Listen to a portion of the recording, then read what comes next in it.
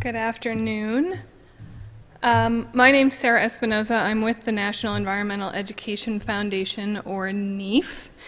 And before I jump into talking about what kinds of things we're doing to engage Americans in learning about climate and environment and actually acting upon that knowledge, I just want to tell you a little bit about the foundation. So we're the nation's leading organization in lifelong environmental learning, and we were actually congressionally chartered in 1990 as a complementary organization to EPA with a very broad mission of advancing environmental literacy for the American public. And the way we do that is we really focus on helping people become what we call everyday stewards. So connecting them with environmental knowledge and practical actions that they can take that are relevant to their daily lives. And we really know, not surprising to anybody here, that by nature people want to do the right thing, they want to make a difference, and a majority of Americans will take action when they understand how environmental issues fit into the context of their own lives and communities. So with all of that in mind, about a year ago, we shared a new vision for the organization that by 2022, 300 million Americans will actively use environmental knowledge to ensure the well-being of the earth and its people. And earlier this year, we actually completed a benchmarking survey, a national survey, to look at where Americans are right now in terms of that 300 million goal. So what you're seeing here is some national survey research that we did where we looked at knowledge, attitudes, and behaviors and determined that today about 65 million are actively using environmental knowledge. And what you're seeing on the left-hand side of the screen is some audience segmentation we did. So the bloomed and the very top slice of the seedlings are what are really making up that 65 million. And that seedling category is a large group of Americans who are really interested in environmental and climate issues, but might feel like it's a little too daunting or expensive or time-consuming to learn about and take action on those issues. So that's a place where we see a real opportunity to reach out. I pulled out just a couple of data points here that I thought were particularly relevant for today. One is that extreme weather and climate change are the environmental topics that people are most likely to hear about. That came out loud and clear, probably not surprising. The other is that 85%, so majority, said that their personal health and the health of their family are primary concerns for them. So in that context, extreme weather and climate change can really be framed with public health issues. So today, for the next few minutes, I just want to share a few of the projects and partnerships that we have going that are really aimed at sharing environmental and climate information with the public, engaging them and thinking about the role they play in addressing these issues, and also reaching out to some new audiences. One of the ways that we work at NEEF is that we work through trusted professionals. So we have a decade-long partnership with the American Meteorological Society, working with broadcast meteorologists to help them communicate about environmental and climate impacts in their communities in the context of weather. Our Earth Gauge program is reaching more than 250 weathercasters and journalists around the country with a weekly email that gives them environmental and climate content they can use on air, online, and in social media. We provide them with quick tips, graphics, pre-written social media tweets that they can use to make it really easy to share information. And we pair those weather, climate, and environmental facts with actionable tips for the public. So an example of that would be just last week we were talking about the California drought and the fact that even though we were seeing torrential rains, it wasn't making as much of a dent as some people may have thought.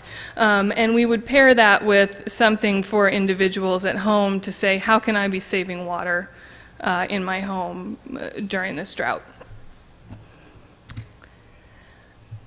Within the Earth Gauge program, we've also been working on a pilot project to actually engage television viewers in citizen science and making observations in their communities. And this is a partnership with WTAJ in Altoona, Pennsylvania. And what we've done is we've teamed up with the chief meteorologist at that station as well as Project NOAA. Many of you are probably familiar with it. It's a photo-based citizen science platform. And we've launched a project that we're calling Eyes on Central PA.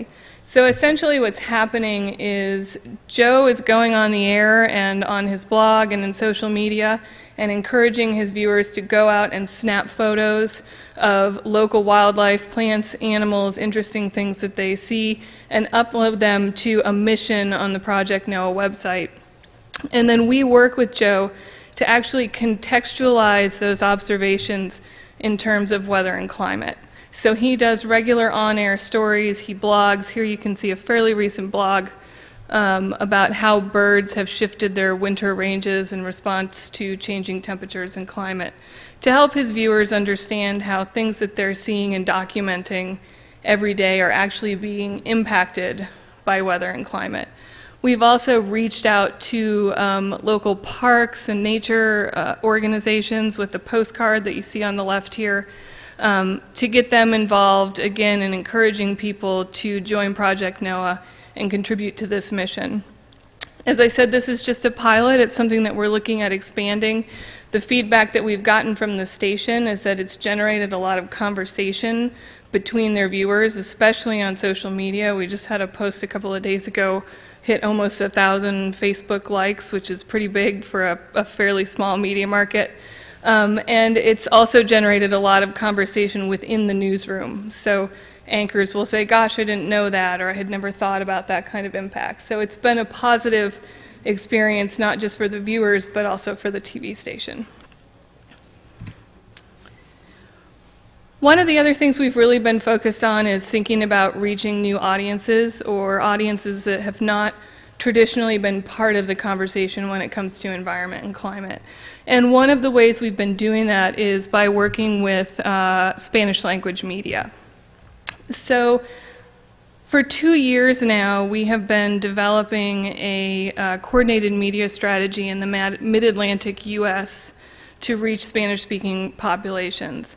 We kicked that off with a series of focus groups with Spanish speakers in Virginia, DC, and Maryland to hear from them a little bit about their knowledge, attitudes, and behaviors around extreme weather, climate change, and energy. And then we used what they told us in those focus groups to develop a series of 1-minute radio spots that aired on Spanish language stations throughout the region, as well as to inform a weekly segment that we do every Monday morning on Univision's Buenos Dias DC program based in Washington, D.C. You can see my colleague Lucrecia Myers up in the right-hand side of the screen there. She goes on live most Monday mornings to talk about a range of environmental and climate issues that are relevant to that particular audience. We also have a network of 20 Univision and Telemundo television stations around the country that we work with, so they get a lot of the same resources that we provide to Weathercasters through Earth Gauge, translated and made culturally relevant for their audiences. One of the other fun things we've been doing is reaching out to sports fans. So last year, we teamed up with NOAA's National Weather Service to develop a PSA on weather readiness, encouraging people to be prepared for extreme weather events they may encounter in their communities. And that aired over the 3 days of NASCAR's Brickyard 400 race in front of 1.2 million fans. That happened again this past July. We aired another PSA on weather preparedness. And this fall and winter, we came together to develop a 30-second PSA on winter weather preparedness and energy savings that has been airing at the home Green Bay Packer games. So these are just interesting ways to reach out to audiences in places where they might not normally be encountering this kind of information. And one of the other interesting things we've been able to do with this is the media company we're working with actually has people on the ground in the tailgating areas who have been able to ask questions of the fans to understand a little bit about how they're thinking about these issues. So things like, do you think there's more, less, or about the same amount of extreme weather where you live now as in the past? What do you think is the biggest extreme weather issue for you? Not surprisingly, we've heard a lot about tornadoes and extreme heat. We have not gotten the energy data yet, but I'm happy to share that with anyone who's interested when we do. And last but not least, very recently we received a social innovation grant from Udemy, which is an online course platform, to develop an Extreme Weather 101 course for the public. So this is a platform where anyone can go on, find a course about something they're interested in, and sign up to learn something. They reach about 4 million students. And the idea with this course is that we're pulling information and data and the great graphics we saw this morning from the climate assessment to help people understand how climate and extreme weather are connected, what their risk is now and in the future, and then how they actually prepare for extreme weather so that they're ready for the kinds of impacts they may be experiencing. And I'm happy to say that along with a number of my colleagues in the room, this project was part of the White House climate literacy and education announcement that came out about 2 weeks ago. So this is very exciting for us. The goal is to launch by the end of February. And I'm going to end there with a little extra time and just say thank you, and I hope we've shared some interesting strategies here for engaging people outside of formal school time.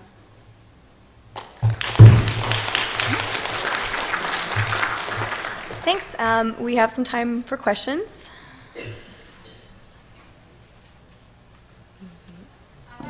Sure. The instrument that you used for the evaluation of environmental awareness, is that available? Yes, we have a summary that I'll be happy to share with you. The short version is we actually developed what we called an eco score. So we pulled knowledge, attitudes, and behaviors. Each had a score, averaged them, and that's how we came up with that audience segmentation. But I'll make sure you get the link to that summary. Yep. And I'm actually curious if you surveyed the folks at the NASCAR event and what they had to say. So we did, and of course, because these are on-the-ground interviews, they're very informal.